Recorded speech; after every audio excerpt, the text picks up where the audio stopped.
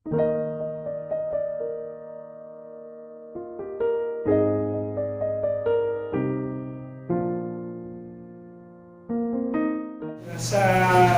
mga huling yugto na po tayo ng ating mag-aaral na Revelation. So, malapit-lapit na po natin matapos. So, praise God. And I really praise God kasi sinamahan niyo po kami po ni Pastor Mon na pag-aralan din ng malalim yung Book of Revelation. Although at this point in time,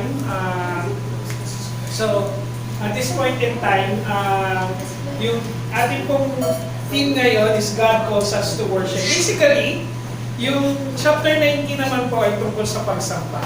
Okay, so tingnan lang po natin yung background. So, yung chapters, Revelation 17 to 18 describes the fall of Babylon. So, yung verse, medyo nilaktawan natin yung chapter 17 and chapter 18 kasi technically yung chapter 19, portion po niya, yun yung pinaka-conclusion ng storya ng 17 and 18. So, yung 17 and 18, ito po yung pagbagsak ng Babylon. Okay? So if you will look at the Old Testament, alam naman po natin na yung Babylon is a conquering country na nag-alipin sa bansang Israel. And it was used throughout sa history ng bansang Israel as a symbol ng mga mananakop. Di ba? Pag halimbawa sa Pilipinas, pag pinag-aralan natin yung history, pag sinabi nating mananakop, di ba? Nandyan yung mga Kastila, nandyan yung Amerikano, nandyan yung mga Hapon. Tapos binibigyan natin ng distinction. So, yung symbolism ng Babylon, again, nilinawin ko lang yung specific symbolism na to was for the purpose of that audience nung panahon nila. At again, hindi intensyon ng Diyos na lituhin tayo. Ang intensyon ng Diyos, pag-aralan ng mga mananampalataya ito at ipasa sa susunod na henerasyon.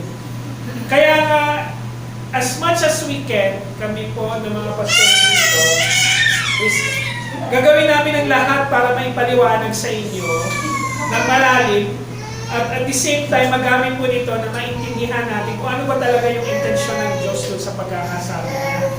So yung Babylon was actually a symbolism para sa isang sistema ng gobyerno na hindi kinakasiyahan ng Diyos. Okay? So, nung panahon ni Jesus Christ, ano yung bansa na sumabog sa kanilang gobyerno? The Roman Empire. Okay? So, pag titingnan natin yung Rome ngayon, maliit na syudad na lang siya sa loob ng Italy. Okay? At sa loob ng Italy, ng Rome, nandun ang isa pang bansa, ang Vatican. Okay? Pero nung panahon ng Rome, malawak ang Rome, hanggang Europe, hanggang Asia Minor, ibig sabihin yung Turkey, a certain portion of Middle East, northern part of Europe, ganun kalaki ang nasakop ng bansang Rome. Now, yung Babylon again is a symbol for a country or a system of government na hindi kinakasiyahan ng Diyos. Now, in Revelation 19:10, mapapansin natin na doon sa pagbagsak, actually kung titignan natin yung Revelation 18, subukan po natin yung Revelation 18. Samahan niyo po ako. Revelation 18, 20, nagsimula na yung sinasabing heaven erupts in worship. Ibig sabihin, ito na yung panahon na mas evident na yung pagsamba ng mga mananampalataya. Ibig sabihin, there's a great, great knowledge sa understanding ng Christianity. Kung papansinin po ninyo yung mga YouTube channel ngayon, even yung mga taong atheist na mga vloggers, nag-i-entertain sila ng mga speakers na kilala sa Christian community. I don't know if kung kilala niyo si Joe Rogan, Joe Rogan Show, isa sa pinakasikat na vlogger. Joe Rogan would admit that he's an agnostic. Pero the past few years, actually, mas madalas nang ini-interview yung mga Christians. Di ba? And at the same, it's almost the same for other vloggers na or mga celebrity na mga talk show host. And again, there's, right now, kung mapapansin ninyo, although there's still persecution among Christian, there's a great interest in understanding Christianity. Di ba? Yung malaking debate sa Amerika, sino yung mga greatest supporter ni Donald Trump? Mga Christian conservatives, di ba? Kung mapapansin ninyo, either in the different denominations, sila Michael Knowles, sila Charlie Kirk, kung mapapansin ninyo, they were really into faith. Na sa kanila, pinapakita nila na yung pananampalataya nila, importante sa kanila kung ano yung mga bagay na pinaniniwalaan nila. So, yung concept ng heaven erupts in worship, hindi lang ito yung pag tayo dadami sa loob ng church. Pero ito din yung malalim na pagkilala ng lipunan na sa mga katotohanan ng ating pananampalataya, di ba? Kaya nga there's always a great battle kung ano yung tama, like for example, corruption, di ba? So, celebrating God's justice and faithfulness in saving His people and judging the wicked. So, we know na ito na yung parte ng second coming na evident na ang right and wrong, black and white, righteous and unrighteous, sin and forgiveness. Ito na yung nakikita natin na yung malinaw na ano. So, sa verses or passages na ito, it's depicting heavenly celebration of the fall of Babylon. Ibig sabihin, nagsasaya ang mga tao sa pagbagsak ng isang sistema ng lipunan na hindi naman kinakasiyahan ng Diyos. So, meron sinasabi rito, the redeemed, the 24 elders. Now, there are many school of thoughts kung sino ba yung 24 elders na yun.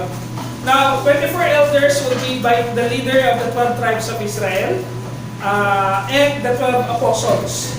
Diba? So, yun yung isa sa pinaka prominent na understanding kung sino yung 24 elders na to. Yung representation ng 12 tribes of Israel.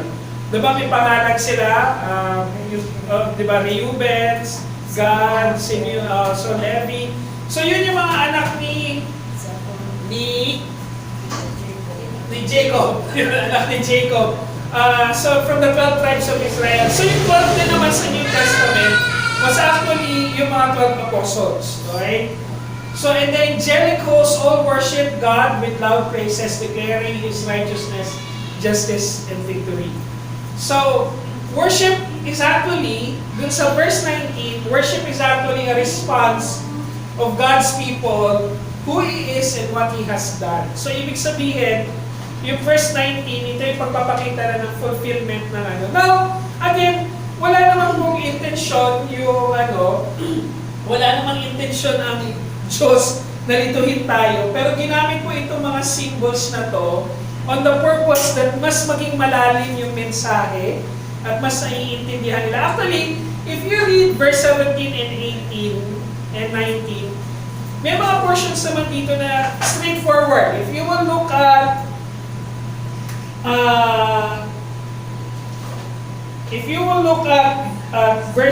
chapter 18, verse 3, sabi rito, for all nations have drunk the wine of passions for her sexual immorality, and the kings of earth have committed immorality with her. So pinapakita po nito na ang mga gobyerno sa buong mundo ay magkakaroon ng ano? Ano ang unang papayagan ng mga gobyerno sa mundo? Sexual immorality. Yung bansang Amerika, kinilala nila yung same-sex marriage. It is part of sexual immorality. Ganon din yung tinatanggap ng ibang bansa ngayon, di ba? Kung papansinin din po natin yung verse 4, verse 8, for this reason, her plagues will come in a single day, death and mourning and famine, and she will burn up with her fire, for mighty is the Lord God has judged her. Diba? Dumaan tayo ng pandemic, dumaan tayo ng tagutong. All throughout the history of mankind, it is a cycle. Diba? Verse 9, and the kings of the earth who committed sexual immorality and lived in luxury with her. Na yung mga leader ng mundo, ginagamit ang kanilang kapangyarihan para magpasasa sa kung ano man ang ano. So, a lot of it are very straightforward. Ibig sabihin, mas evident ngayon sa lipunan yung immorality. Mas evident sa lipunan ngayon yung kasalanan.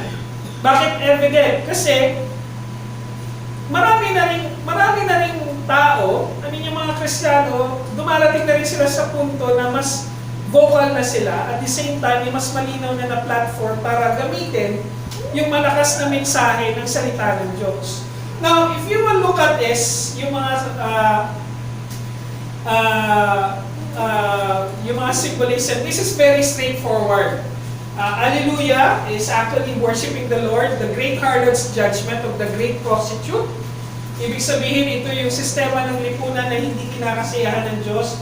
The marriage supper of the Lamb, it is, di ba sabi nga natin, ang Diyos ay babalik para sa kanyang church, sa kanyang iglesia, na ito na sa pamamagitan ng kanyang church, that He will judge the people who believe, who proclaim na sila ay mga mananampalataya. Fine linen and bright and clean. The white linen symbolizes righteousness of believers, di ba? Tayo ba ay lahat righteous? In our birth, we're not. We are declared righteous. Kaya nga, yun ang symbol ng church. Malinis, walang kasalanan. Kasi dineclare na ng Diyos na malinis tayo at wala tayong kasalanan sa harap niya. Kaya nga, di ba, pagkasal, ano ang kadalasang suot ng babae? This is a very universal symbol, di ba? Yung suot ng babae sa kasal, white, di ba? So, at the same time, the white horse and the rider proclaims authority. At the same time, yung white lagi is a symbol for what is pure. Kung napanood niyo yung Lord of the Rings, di ba? Si Gandalf nakasakay lagi sa puting kabayo. O yung at least yun yung sinisimbolize nun yung authority at the same time. The armies of heaven, okay? Now, pag sinabing armies of heaven, hindi lang ito yung nakikita natin sa mga depiction sa storya na yung mga anghel lang. Actually, kasama doon yung mga mananampalataya na nauna na. Okay? And at the same time, the beast and the false prophet captured. We know na ipapatapon, paparusahan ng Diyos lahat ng mga nagturo ng labag sa kanyang salita. Okay? The birds eat the flesh. This is the punishment. Okay? Ano ba? Di ba yung buitre or yung crow? Di ba? Anong ginagawa nila? Kinakain nila yung laman ng mga namatay na. Di ba? O yung mamamatay pa lang, actually. So, ganun ang depiction ng verses ko nito sa verse 19. Actually, this is the whole verse 19. So, pagpupuntahan po ninyo yung verse 18, it is pretty similar symbolism. Okay? And again, historical yung reason ng symbolism na yon. Kasi ito yung mensahe na naiintindihan ng panahon na yon. Now, we have to understand na yung verse 19, ito yung pagtawag ng Diyos sa lahat ng mananampalataya ng pagsamba sa Kanya. At imbitasyon sa lahat na sumamba sa Kanya. Now, bakit at the end of everything, at the end of the judgment, ang nais ng Diyos ay pagsamba? Di ba? Yung culmination ng lahat ng mga nangyayari sa mundong ito, yung katapusan is pagsamba. Okay? So if you will look at the Old Testament until to the point, everything declares about worshiping the Lord. Di ba? At kung mapapansin ninyo, ang isa sa pinakamatinding paraan ni Satanas para labanan or gamiting sandata laban sa mga Kristiyano is idolatry. Na hahanap tayo ng mga bagay na magbibigay ng security sa atin, na magbibigay sa atin ng kaginhawaan, na magbibigay sa atin ng comfort sa labas ng Diyos, sa labas ng pangako ng Diyos. Now, kaya dinidefine ko ang idolatry. If we take pleasure, anything less of what God has promised is a form of idolatry. Kung kinakasiyahan natin ang mga bagay na mas mababa kaysa sa ipinangako ng Diyos, we take pleasure in what is created rather than the Creator, then that's a form of idolatry. Have you noticed, even to the time ng panahon ni Jesus Christ was tempted, ano ang nais ng kaaway? Ano ang nais ng kaaway? Ang nais ng kaaway, sumamba ang Diyos, ang Panginoong Jesucristo, kinino? Sa kaaway. At ano ang ginamit ng kaaway? Nagbigay siya ng mga bagay na pwedeng sambahin ng Panginoong Jesucristo. Di ba? Pwede niya sambahin ang sarili niyang kapangyarihan. Ang sabi niya, itapon mo yung sarili mo rito, dahil for sure, anong gagawin ng Diyos Ama? Diba? Ililigtas ka. Ang sabi ng Panginoong Jesus, do not tempt the Lord. Diba? Gawin mong tinapay ang batong ito. Diba? All of the temptation has to deal with something na kung sino ang sasambahin ng Panginoong Jesucristo. Diba? Noong panahon na yon na siya ay tao, na nagkatawang tao, ang gusto ng kaaway ay sumamba sa Kanya. O talikuran ng Panginoong Jesucristo. At dumating, ito nga nakakatawa, dumating ang temptation nung panahon na anong ginagawa ng Panginoong Jesucristo. He was fasting. Di ba? He was in great distress. Siguro nandun yung panahon na mahina ang kanyang katawan. Di ba kung ako nga lang isang buong araw na hindi ako makakain, di ba, irritable ako. Lahat kaaway ko. Di ba? Parang kulang na lang, pag hindi ako kumain ng isang buong araw, kakainin ko yung sino unang kakakam sa akin.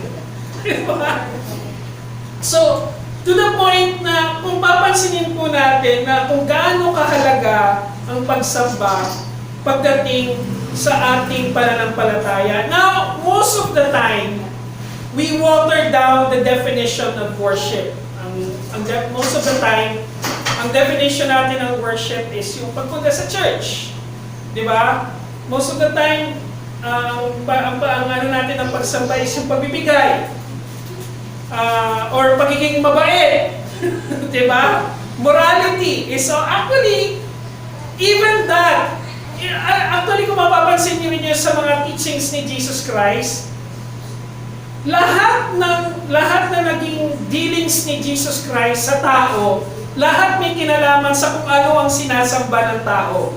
For example, yung issue ng tax, pagbabayad ng tax. Gusto nilang i-trick si Jesus Christ tungkol sa pera. Di ba? Kasi nung panahon na yon, ano ang sinasamba ng yung sinasamba ng mga nagtanong sa kanya is yung pera. Kasi ayaw nilang magbayad ng tax sa Roman Empire. Di ba? Nung panahon na yon. So gusto nilang i-trick si Jesus Christ na, kita mo, sabi ni Jesus Christ, wag daw. O yung adulterous woman, ano ang sinasamba ng mga tao nung panahon na gusto nilang batuhin yung adulterous woman? They're what? They're worshiping their own morality. Di ba? Kaya ano sabi ng Panginoon sa Kristo? Di ba? Kung sino ang walang kasalanan, siya ang unang pumukol. So, na-realize ng mga tao na ang kanilang bagay na sinasamba is yung morality. Di ba? Even to the point even to the point ng issue ng racism.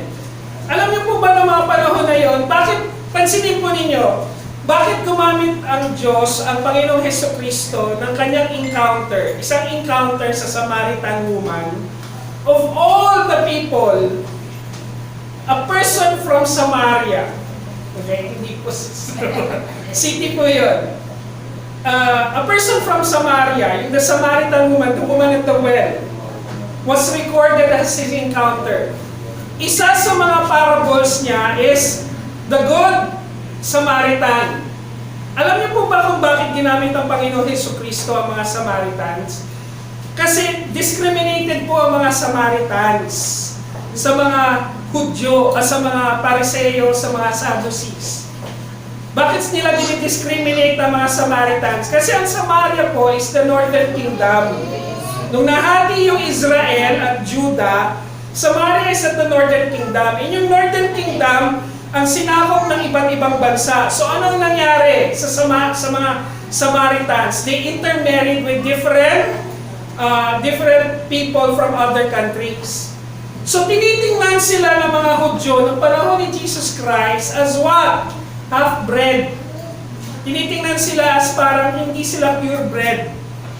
Na wala silang katulad na tawag doon na authority na maging religious kasi sila ay mga ano. Tapos, at the same time, because of intermarriage na mga, so, yung mga Samaritans are half Jew. Okay, in terms of lahi. Para silang half-half, half Asians, half West, parang gano'n ang trato sa kanila. At the same time, dahil na rin sa tagal ng panahon na lagi silang sinasakop ng ibang bansa, nagsimula na rin sumamba sila sa iba't ibang Diyos-Diyosan. Remember the Samaritan woman, sabi ng Panginoon Jesucristo, from now on, you will neither worship from those high places, from the mountains, but you will worship the one true God. Diba? So lahat ng encounter ng Panginoong Jesucristo may kinalaman sa pagsamba. Diba? Kung ano yung wino-worship ng mga tao sa panahon niya. Diba? Wino-worship ng tao yung pera, yung kapangyarihan. Diba? Nung humarap siya kay Pilate, diba? Sinabi niya, sino ka ba? Are you the king of the Jews? Sabi niya, I am who I am. Diba? Kasi ang sinasamba ng panahon na yon is gobyerno. Diba? Even ng panahon na yon, na humarap siya sa paglilitis, it still dealt with sino ang tunay na Diyos. Sino ang Diyos na sinasamba mo. So pag sinasabi ko nga po that at the end of everything, ng lahat ng ito, still worship will remain. Heaven and earth will remain, but your word will remain. Diba? So, ibig sabihin, no, tanging ang pagsamba lamang ang maiiwan. Kaya importante sa atin, yung malinaw, ano ba ang pagsamba? Ano ang ginagampanan ng tungkulin ng pagsamba o sa muling pagbabalik ng Panginoong Jesucristo? And even all other religions have abused the understanding of worship. Diba? So, like for example, ang worship is equivalent to sa pagiging mabait, sa pagpe-perform ng rituals. Ang worship is equivalent sa pagiging miyembro ng isang church or sa isang religion, di ba? So, it was abuse. Pero sa ating mga Kristiyano, ano yung ginagampanan ng pagsamba sa muling pagbabalik ng Panginoong Jesucristo? Unang bagay na ginagampanan nito, ang pagsamba ay pagkilala sa kaligtasan ng perpektong katarungan ng Diyos. Di ba? Sumasamba ka kasi wala kang ibang kinikilalang maghuhusga sa iyo maliban ang perpektong Diyos. Walang ibang magpapatawad sa iyo maliban ang Diyos. Yun yung bagay na ginagampanan ng pagsamba sa atin. Kasi kung iisipin natin kung paano tayo titingnan ng lipunan, mas pinibigyan natin ng importansya yung judgment ng lipunan kaysa sa judgment ng Diyos. Di ba? Pero kaya nga may grace ang Panginoon, di ba? Sabi nga ni Kuya Mong, di ba? Sigurado ka gusto mo ang judgment eh. Without grace, ha? Gusto mo ang judgment ang galing sa Diyos? Diba? Kasi ang judgment ng Panginoon is how we are declared righteous. Kung tatanggalin natin ang grace at tatanggalin natin yung oportunidad na binigay niya sa atin para sumamba, i-judge na tayo sa mga gawa natin. Walang ni isa sa atin ang makaka-achieve kung ano ang standard ng Panginoon. Kaya nga doon dumarating ang grace, ang grasya ng Panginoon. Ano yung ibig sabihin ng grace? Undeserved favor. Di ba? Undeserved favor. Ibig sabihin, wala kang karapatan na matanggap ito, pero dahil sa tindi ng pagmamahal ng Diyos, ibinigay niya sa iyo yun. Kaya yun yung gagampanan. Ang sabi rito, sambahin ninyo ang Diyos na lumikha ng langit at lupa, dagat at mga bukal. Pagkatapos ng mga ito, narinig ko ang tila malakas na tinig ng napakaraming tao sa langit na nagsabi, Hallelujah! Ang pagliligtas, kaluwalhatian at kapangyarihan ay sa ating Diyos. No, mga kapatid, alam ko na dumarating siguro sa punto sa buhay natin na nag-challenge tayo magbigay ng testimony ng ating pananampalataya sa ibang tao.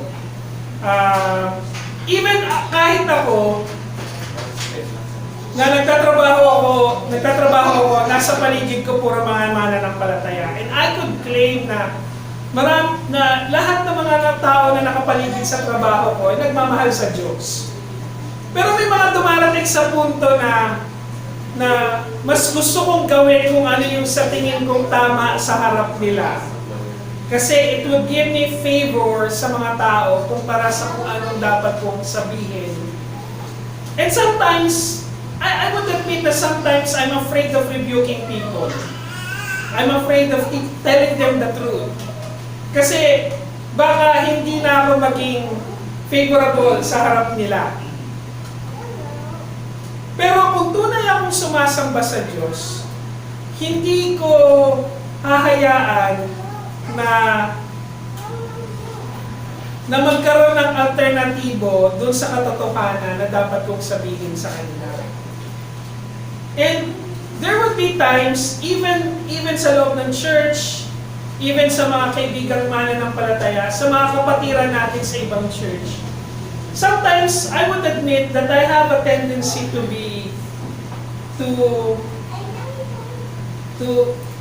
not tell the truth or withhold the truth kasi natatakot ako kung ano yung magiging judgment nila sa akin. Hindi ko naman sinasabing lahat na lang ng maling gagawin ng ibang tao, pupunahin natin. Hindi naman kailangan maging abrasive tayo.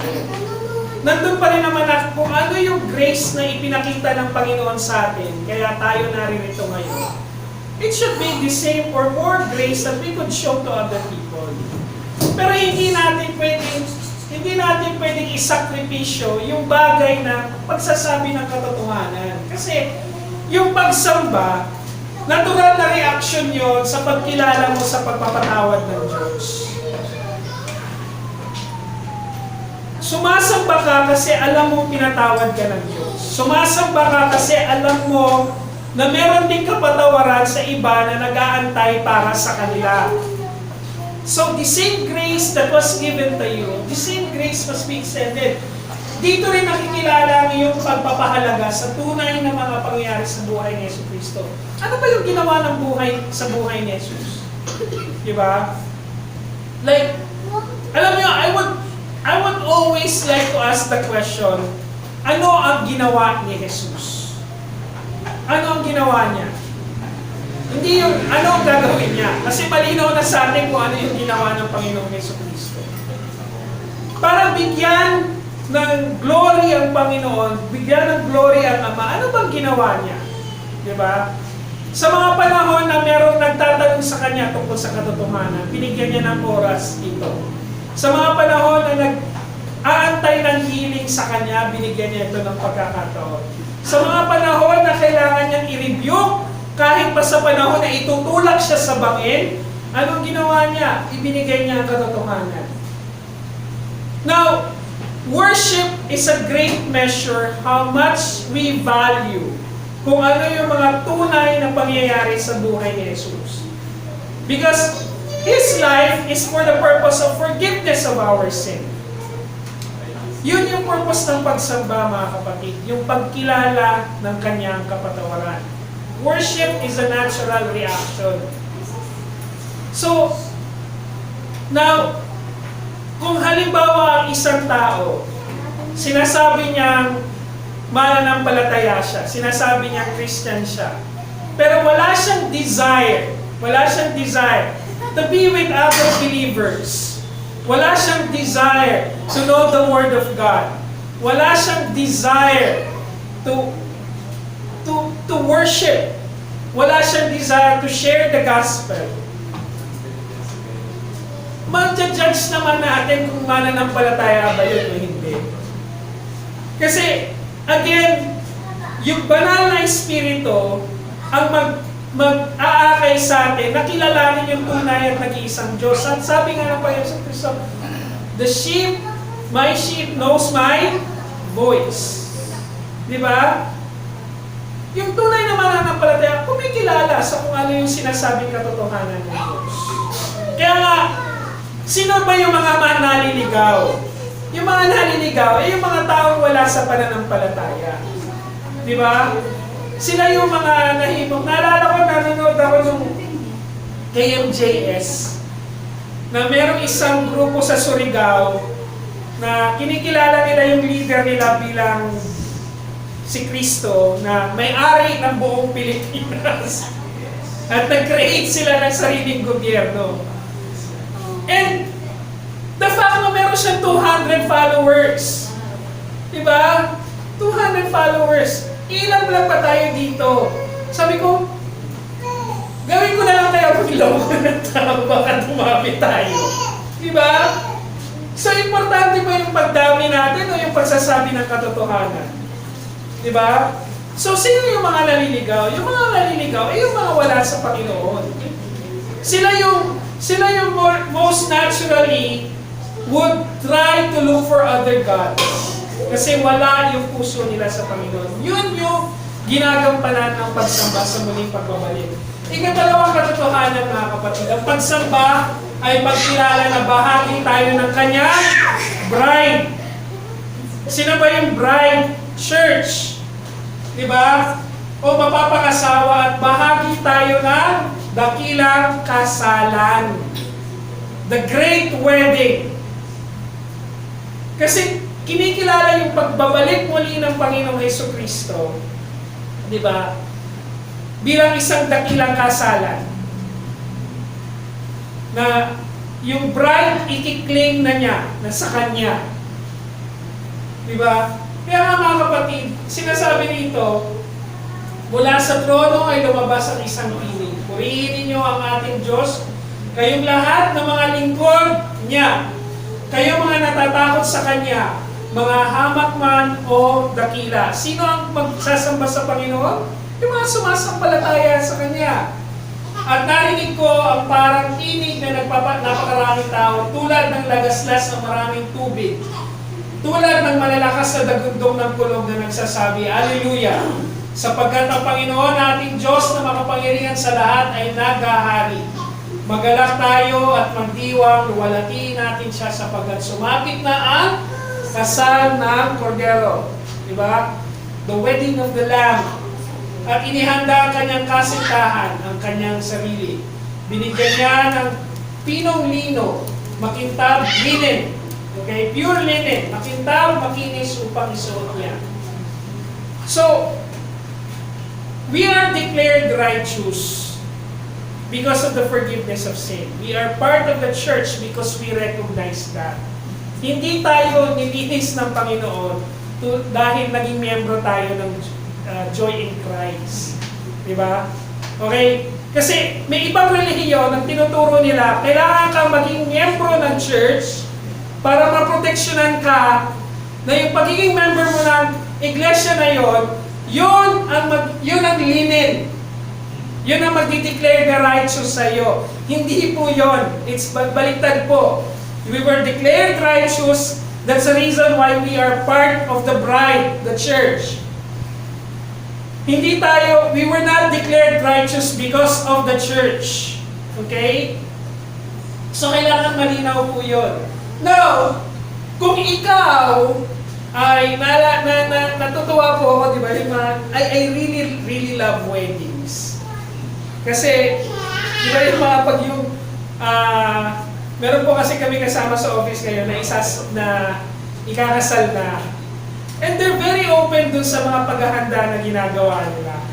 And kung paano sila bumili ng damit and everything. Natutuwa ako to hear the idea. Kasi po, nung kinasal po kami ni Sister Grace, there were only 20 people in our wedding.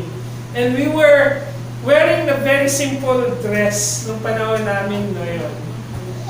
But we would like to honor the Lord sa kasal, in the ceremony of wedding, ceremony of marriage. Pero, above everything else, na-realize ko na yung panahon ng paghahanda namin has also something to do, a reflection of kung paano inihahanda ng Diyos yung kanyang church sa muli niyang pagbabalik. Di ba? Like, for example, bago kami kinasal, kailangan kami manumpa na hindi kami kasal sa iba. Di ba? Yung pagkuha ng marriage license, di ba? At the same time, kailangan yung mag-seminar, kailangan yung dumaan sa ganito, dumaan sa ganyan, and all of those things. It's pretty much the same thing kung paano inihahanda ng Panginoon, paano hinanda ng Panginoong Jesucristo ang kanyang church. Anong sinasabi niya? Huwag kayong lalayo. Huwag niyong hayaang lumayo ang salita ko sa inyo. Di ba? All throughout the Bible, God gave a great importance sa salita niya. Huwag niyong hahayaan na malayo kayo sa iba pang mananampalataya. The fellowship, di ba? Huwag niyo rin hahayaan na maapektuhan kayo ng turo ng ibang mundo. Ng mundong ito. False teaching. So, inihahanda ng Diyos ang kanyang bride. So, kaya mga kapatid, huwag nating na yung pagiging bahagi ng kanyang dakilang kasalan, ipagpapatunay na ipinagdiriwang natin ang kanyang lahat ng ginawa. So, like for example, sa Pilipinas, usong-uso yung fiesta. Bakit nagsiselebrate ng fiesta yung mga Pinoy? Pagkain. Diba? Dahil sa lahat ng pagkain. Diba? Depende kung saan sila nanggaling, kung sino yung patron saint nila. Nagsiselebrate sila ng fiesta based on sa kung ano yung ginawa ng kanilang patron saint. Diba? Good harvest, diba? Ano pa ba? Safety, diba? Like for example, yung sino ba mga taga-Cebu dito? Bakit yung Santo Niño meron ding fluvial parade sa dagat? Diba? Kasi symbol yun na dapat, kasi diba yung Cebu napapaligiran ng tubig? Diba? Na lahat ng maglalakbay sa dagat kailangan daw maligtas.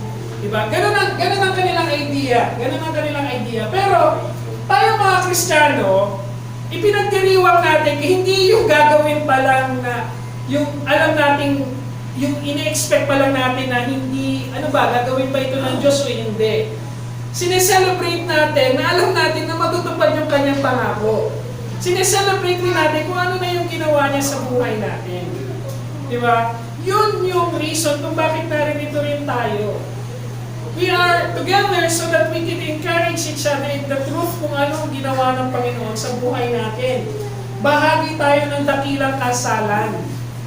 Diba? Lahat tayo invited. Lahat ng sumasampalataya sa Kanya invited. Pagpapatunay din ito na naniniwala tayo sa kaganapan ng Kanyang pangako. Diba? Na ano ba ang pangako ng marriage? Ano ba ang pangako ng wedding? Diba? To love and protect one another. Diba? To be together forever. So, yes, there is always limitation sa human marriage. Diba? Merong mga ganung, dahil tao tayo. Pero yung kasal na gagawin between the church and Christ is a perfect one. Perfecto yun. Kaya nga mga kapatid, we should, sabi nga rin ng Apostol Pablo, you should never give up meeting each other. Kasi dito natin inihahanda, kinikilala kung ano yung dapat natin paghandaan. Now, pag ikakasal, ano yung mga bagay na paghahandaan mo? Paghahandaan mo na yung sarili mo na, diba, merong tradisyon sa ikakasal yung bachelor's party. Yung huli daw pagkakataon ng groom na gumawa ng kasalanan. Kasi after nun, magpapakabait na siya. Di ba? Gumawa rin sa version ng mga babae, yung bachelorette's party. Di ba? Hindi ko alam kung ano naiisip ng mundo. Di ba? Di ba? Naalala mo rin dito sa Cavite. Alam niyo po ba na this is just yung Holy Week. Di ba?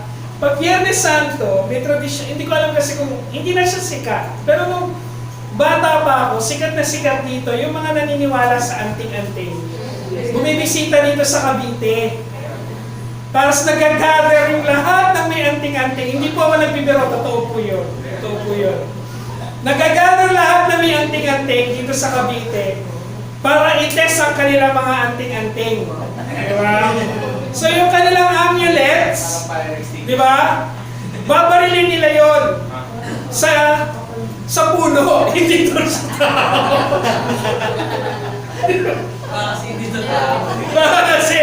Baka hindi ganun ka, baka mamatay. You get the idea of the world. The reason why we worship is so that we can filter our minds kung ano yung bagay na pinaghahandaan natin. At ano yung mga bagay na i-give up natin. I remember there was also a pastor na taga Cavite na naging Kristiyano na sabi niya, isa sa mga bagay na iniwan niya yung paniniwala sa mga anting-anting at agimat. May mga tattoo siya na mga Latin sa katawan. Di ba? Kasi nga, nung panahon na yon na nandito siya sa Cavite, nung panahon na, pero wala na siya dito sa Cavite. Nung panahon na nandito siya sa Cavite, ang dami niyang kaaway. Di ba? Lagi siya natatakot na may babaril sa kanya, and so on. So, na-realize niya, nung naging Kristiyano siya, hindi pa niya ginibap. Feeling daw niya, na lalong pinapalakas na pananampalataya na yung mga anting-anting niya. One time, natamaan siya ng bala. Di ba? Nadaplisan siya ng bala. Di ba? Doon niya na-realize na, ay, wala pala, hindi pala ito. And that's one thing. Sumasamba tayo kasi we deal kung sino yung Diyos na dakila at kung sino tayo sa harap niya. That we are nothing in front of God. Kung tutusin, wala namang responsibilidad ng Diyos na iligtas tayo, di ba? Pero dahil sa kanyang nature, yung sa dakila niyang pagmamahal sa atin, because of His great love, that compels Him to be what? To be loving and to be a Savior. Kaya nga mga kapatid, let's not give up the opportunity to know more about God through worship. Diba? Yun ang kailangan natin gawin. Ang ikatlo mga kapatid. Ang pagsamba ay pagkilala sa tunay na Diyos at patuloy na paghahanap ng kanyang kabanalan. I know I have mentioned this so many times. Pag sumasamba tayo sa Diyos, again, hindi lang yung nagpupunta tayo sa church yung pagsamba is a lifestyle. Yung pag-aaral natin ng salita niya, pagkilala natin sa salita niya, pagkilala natin sa katotohanan niya, sa paghahayag natin ng katotohanan sa iba, sa pagpapakita natin ng pagmamahal sa iba. Yun ang pagsamba. Yun ang paghahanap sa kanyang kabanalan. And we are in the imperfect world. At people, the world will try to get to us into so many ways. Temptations, anger, hatred, suffering. Sa mga panahon na yun, anong gagawin mo? Hahanap ka ba ng solusyon o hahanapin mo ang kabanalan ng Diyos? In times of challenges, in times of suffering, importante na wala kang ibang babalikan kundi ang pagsamba sa Diyos. Meron nga ako nakita sa isang Bible study online, meron isang kilalang commentator, kilalang political analyst na naniniwala sa Diyos. I will not claim na Christian siya. Pero he said something that is very true. Sabi niya, sa mga panahon na dumaranas ka ng suffering, sa mga dumaranas ka ng challenges, sa dumadanas ka ng paghihirap, dumadanas ka ng doubt, ng pagdududa sa iyong isip. At kung sa panahon na yon, wala kang, hindi ka babalik doon sa kung ano yung totoo tungkol sa pagsamba sa Diyos. Wala ka daw ibang gagawin kundi kakalimutan mo lang ang Diyos. Kung ang motivation mo sa kabila ng mga challenges na yun, ay gumawa ng paraan para sa sarili mo sa lahat ng mga challenges na yun, at hindi ang pagsamba ng Diyos, most likely you will forget God.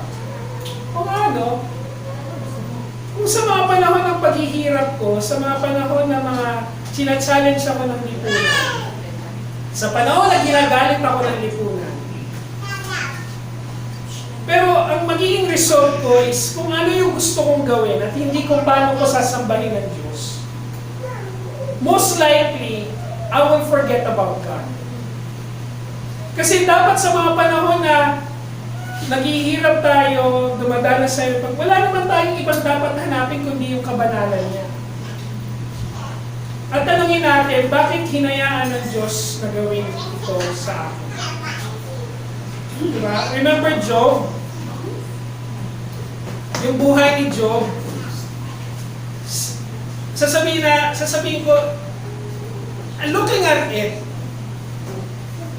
without understanding kung sino si God, sasabihin ko, napaka-cruel ng Panginoon. Diba? I remember yung mga atheists, alam niyo kung ano accusation nila sa mga mananampalataya? Yung Diyos ninyo, o so may naniniwala kang may Diyos. Diba? Kasi sabi niya, yung Diyos ninyo walang ginawa kundi magbigay ng sakit, magbigay ng suffering. Diba? Bakit hinahayaan mamatay ang tao sa gutom? Diba? So naniniwala kang may Diyos kasi sabi mo, Diyos namin.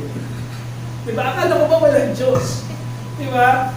So, kung titignan po natin, kung ano ba ang aasahan natin sa mundong ito? Wala naman tayong ibang pwedeng asahan kundi yung totoo tungkol sa Diyos at yung kabanalan niya. Pag sinabi natin holiness ni God, the holiness of God is about justice. Perfect justice. It's about love. Great love.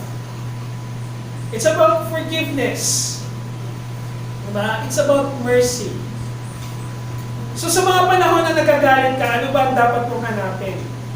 Hanapin mo kung paano ka pinatawad ng Diyos. Sa panahon na nagugutom ka, paano ba nag-provide ng Panginoon para sa iyo? Sa mga panahon na dumaranas ka ng sakit, ilang panahon na gumising ka na maginhawa ka? Sa mga panahon na nagkakaroon ka ng maraming problema, ilang beses sinagot ng Diyos yung mga bagay na pinagdasal mo? Most of the time, we will forget God's holiness kasi we will forget about what God did to our life. Kaya nga mga kapatid, patuloy na pinapaalala sa atin yung epekto ng pagsamba na wala sa tamang kalagayan. We could say that we worship God, but sometimes it is displaced. Diba? Yung pagsamba na wala sa tamang kalagayan. Kung gagawin natin na hanap at hanap tayo lagi ng alternative sa Diyos, sa tuwin na lang nakakaranas tayo ng problema. Sa tuwin na lang yung mga pinagdasal natin hindi dumating, we have a displaced worship. Pagsamba na wala sa tamang kalagayan. At the end result of that would always be disasters. Diba? Kaya nga kung hindi tama yung pinagdudoonan natin ng pagsamba, magpapakita rin ito kung sino ang Diyos na sinasamba natin. The same thing when Jesus Christ faced the people about access, faced the people about immorality, faced the people when He was about to enter Jerusalem. Diba? Nung Easter, Palm Sunday, diba? Yung Palm Sunday, yung Palm Day, nung papasok si Jesus Christ, anong ginawa ng mga tao? They waved palms. Tapos nilagyan nila na, pinasakay siya sa isang donkey. Tapos nilagyan nila ng daraanan, ng robe, ng kanilang mga robe yung dadaanan. Pero hindi pumasok si Jesus Christ sa Jerusalem. Why? Kasi yung sinasamba ng mga tao ngayon, siya bilang hari ng lahat, kundi siya bilang hari lang ng Israel. Kasi ang sinasamba ng mga tao na nung panahon na yon ay yung patalsikin yung Roman Empire, yung politics nila. Diba? Sambahin nila yung kanilang paghihirap na ito na ang solusyon. Diba? And even to the point na siya ay pinapako na sa krus. Diba? Anong sinasamba ng tao kung bakit siya pinarurusahan ng time na yun? Bakit siya dinala sa court? Because they worship the power above what is the power of God. A displaced worship. Pagsamba na wala sa tamang kalagayan. Kaya nga mga kapatid, in times that we are in trouble, we should look for God's holiness. And let me close with this. Just a reminder. Worship is not optional for a believer. Because it is not just an activity, but a calling. Diba? Sa oras ng pagtawag ng Diyos para sambahin siya, ay pagbibigay ng kanyang pagkakataon sa atin ng isang malalim na relasyon sa Kanya.